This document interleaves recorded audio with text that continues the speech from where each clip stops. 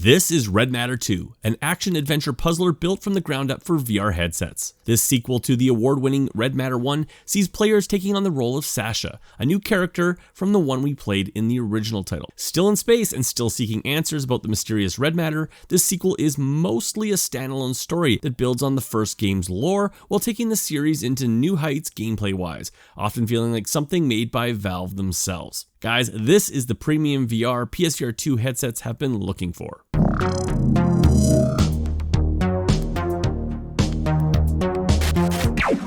Hey guys, it's Chris from the VR Grid and welcome to the channel. If you like this video, give it a like, and if you're interested in more VR content from us, please consider subscribing and turning on notifications so you don't miss new videos as they drop. And if you're looking to join our VR conversations, feel free to leave a comment, or even better, join us each and every Thursday at 6 p.m. Pacific here for the Virtual Boys podcast. Now, if you have followed me on the channel or on Shughead Gaming before that, then you know I'm not much of a VR puzzle game guy. However, Red Matter back on the original PSVR was a stunningly beautiful VR game that tapped into my deep love of all things sci-fi, and was actually one of the few PSVR 1 puzzle games that I can honestly say that I truly enjoyed playing.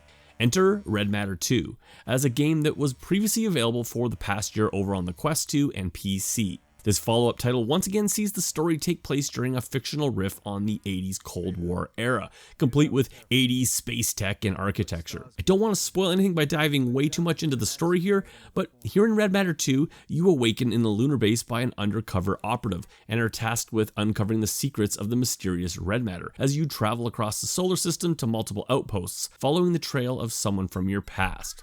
The story here, while mostly standalone, does not require you to have played the first game, but you do benefit from having played that first game and understanding the backstory of the aforementioned Red Matter in greater detail. Now, jumping into the gameplay side of things, I am happy to report that Red Matter 2 has taken the core movement and gameplay mechanics of the first title and improved on them in just about every single way. First and foremost, the movement speed has been increased from the first game's rather plodding pace, finally allowing players to run. Additionally, the first game's jetpack, which in the first game was mostly a glorified teleportation device, has now been reworked to offer players the sensation and utility of actually controlling a jetpack. In fact, this rework of the jetpack has now become a key gameplay mechanic, as the sequel has now included a generous amount of platforming sections that are both fun to play and often key to certain puzzles. The jetpack is limited in its thrust time and also requires a bit of skill in learning how to sustain a glide pattern, and I found it a great gameplay addition this time around. And honestly, gameplay additions are a real unexpected treat for me here in Red Matter 2, as admittedly I always felt that the first game could have benefited from a bit more gameplay diversity outside of its strict focus on puzzles. Here in the sequel, that's exactly what I got, as developer Vertical Robot has really expanded the gameplay offerings in the sequel, not only offering players expanded movement mechanics, but also throwing in gun combat, stealth sections, and a focus on in-game physics that honestly brought to mind games such as Half-Life Alyx and Bone Lab. Combat, which isn't introduced until the halfway point of the game, isn't the primary focus here, but it was a truly welcomed addition and is done so in a way that enriches the overall gameplay experience and scope, but without suddenly making Red Matter feel like it had abandoned its puzzle roots. Your gun attachment is fun to use, feels awesome with the PSVR 2 haptics, and is also used to assist in certain puzzles. So for me, this was a very welcomed addition. Combat itself isn't too complex, mostly revolving around taking out the odd defense droid, but these droids aren't to be taken lightly, and the fact that your gun can overheat adds in just enough nuance to the gunplay to keep you weaving and ducking. Additionally, earlier in the game has you sneaking around avoiding deadly motion turrets, so when you do finally get a gun, it's fun to finally be able to get on the offense with them. Now, as for the puzzles themselves, I would say that they are a little simpler than in the first game, with the game having less brain-busting puzzles that felt difficult just for the sake of being a puzzle. The game, in my opinion, has wisely opted to make the puzzles here in the sequel feel a bit more organic to the story, and in doing so, makes the puzzle work more interesting and, to me, more intuitive, as many of the puzzles have you trying to recreate experiments for information or break into some part of the facility in order to keep moving forward. These puzzles often utilize the game's new gameplay mechanics, and it makes for a game that feels more like an adventure than just a puzzle game.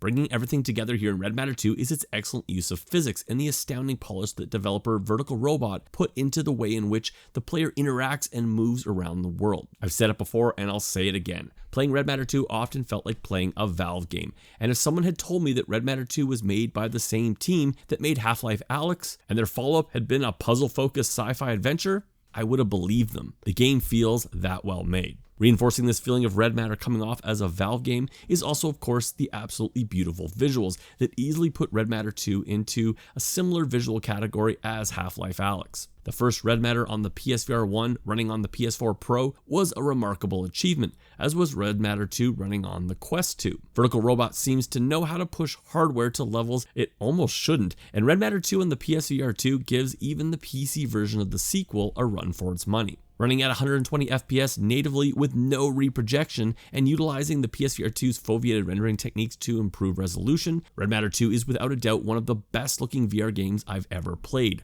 on any VR platform. Running smooth as butter with a draw distance for days, Red Matter 2 doesn't have a jagged edge in sight, and it does this complete with AAA quality texture work and a lighting system that simply needs to be experienced in the headset in order to be fully appreciated.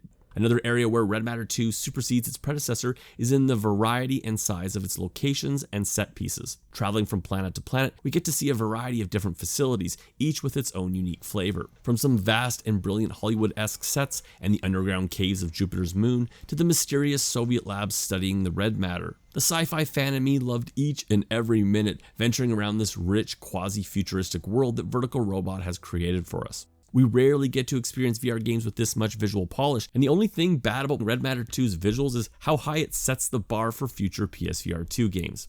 Vertical Robot is not a AAA studio and is in fact a rather small studio in comparison, yet what they have pulled off with Red Matter 2 is essentially VR eye candy, making Red Matter 2 an absolute showpiece for the PSVR 2's visuals moving forward.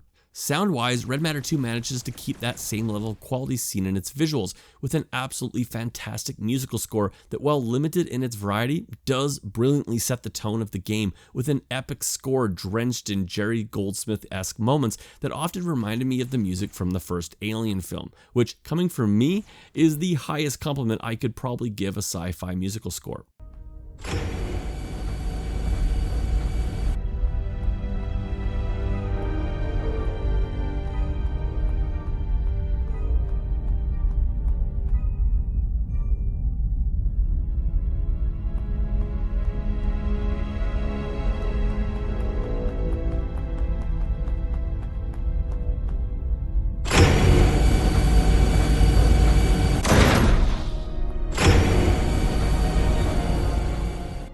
Fortunately, the rest of the audio design is similarly fantastic, as is the voice work, which drives the game's narrative forward and really helps to bring that polished gameplay and incredible visuals together into a very pristine VR offering.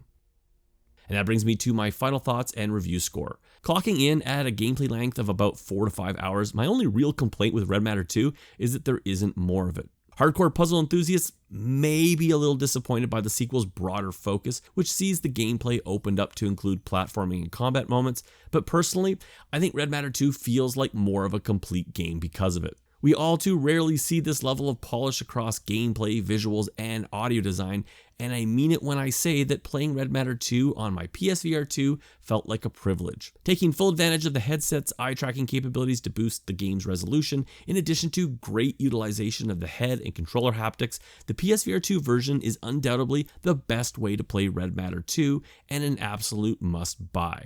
The VR Grid gives Red Matter 2 for the PSVR 2 a 9.5 out of 10. Guys, that's it for us. If you like this video, please hit that like button. And if you want to see more PSVR content from us, please consider subscribing.